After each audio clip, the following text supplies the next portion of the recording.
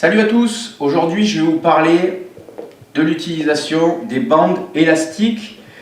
Alors les bandes élastiques, elles ont une multitude d'utilités. Dans une précédente vidéo, on vous avait présenté justement leur utilisation en matière d'étirement actif.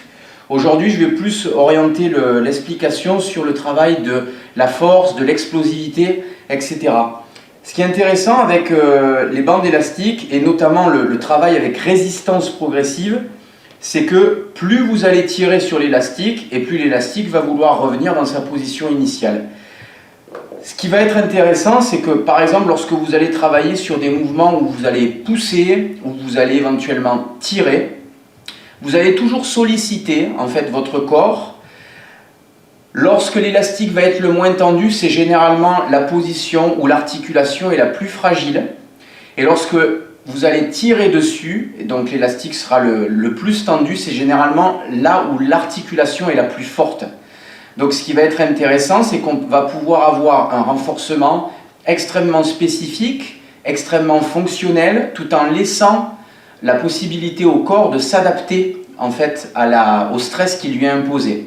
En travail de musculation classique, on a une charge qui est relativement identique, alors que là, c'est finalement l'élastique qui va s'adapter au corps et non l'inverse.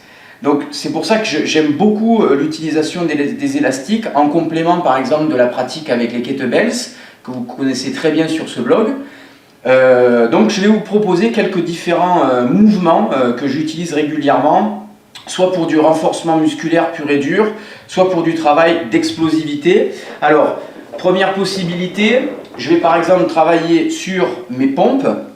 Alors pour les pompes, je vais prendre une bande élastique, faible, rouge. Je vais lui faire un nœud, d'accord? Et je vais tout simplement l'utiliser un peu comme un t-shirt, c'est-à-dire la passer dans mon dos, ici. Me mettre en position de pompe. Et là, ce que vous voyez, c'est que l'élastique est très tendu, donc il me demande un maximum de force.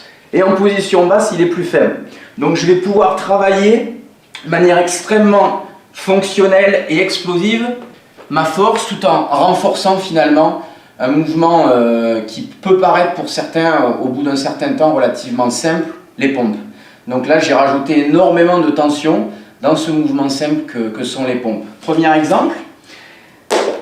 Deuxième utilisation, on va prendre cette fois-ci une bande verte qui est une utilisation qui a une tension très importante. Donc on va pouvoir l'utiliser de différentes manières. Je vais par exemple l'utiliser sur un travail de squat.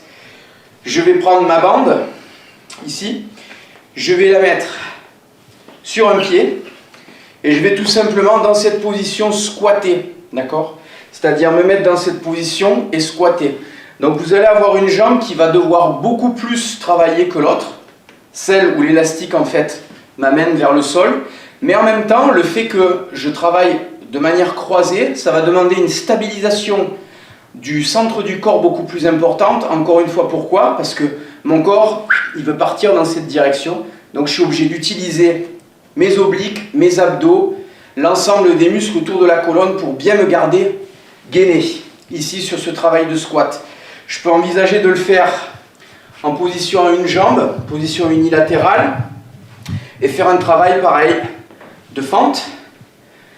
Ou alors je peux éventuellement aussi travailler le soulevé de terre, qui est un mouvement 100% en force, ou plutôt le good morning. Je vais utiliser ma bande, la positionner au niveau du bas de ma nuque, garder le corps bien rigide, et je vais cette fois-ci basculer les hanches vers l'arrière tout en gardant les abdos bien toniques, une légère cambrure, et je vais remonter de manière extrêmement explosive. Et donc là, je vais renforcer les ischio-jambiers, les fessiers, l'extension de la hanche, les muscles paravertébraux. Donc toujours pareil, dans un mouvement extrêmement fonctionnel. Hop. On va pouvoir utiliser pareil la bande élastique bleue, on aurait pu prendre la verte. Vous l'attachez à un point d'ancrage relativement bas. Et on va travailler pareil, des mouvements un petit peu sportifs. Je vais me mettre à 45 degrés. Cette fois-ci, je vais tout simplement fléchir un peu mes jambes, puis ensuite travailler l'extension de ma hanche. Donc tous les pratiquants de lutte, les gens qui pratiquent le MMA reconnaîtront l'utilisation de ce type de mouvement pour projeter mon adversaire. Je peux travailler dans l'axe comme je viens de vous le montrer. Je peux aussi travailler de manière désaxée en utilisant mes hanches. Donc beaucoup d'utilisations différentes.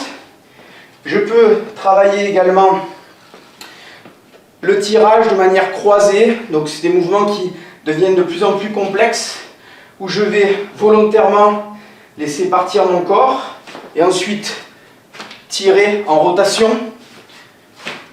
Donc ça va être intéressant dans différentes disciplines qui vont des sports de combat, où je vais être ici, je vais chercher à renforcer ce mouvement-là, mais également dans tous les changements de direction, où je vais passer de cette position à un travail où je vais partir en sprint en sens opposé. Donc, ce n'est pas une musculature qui va s'occuper de renforcer un muscle en particulier.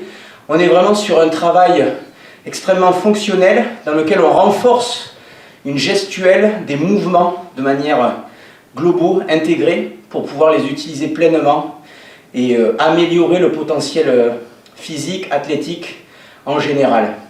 Donc les élastiques, très bon complément aux kettlebells que vous connaissez déjà. A bientôt pour d'autres vidéos. Salut!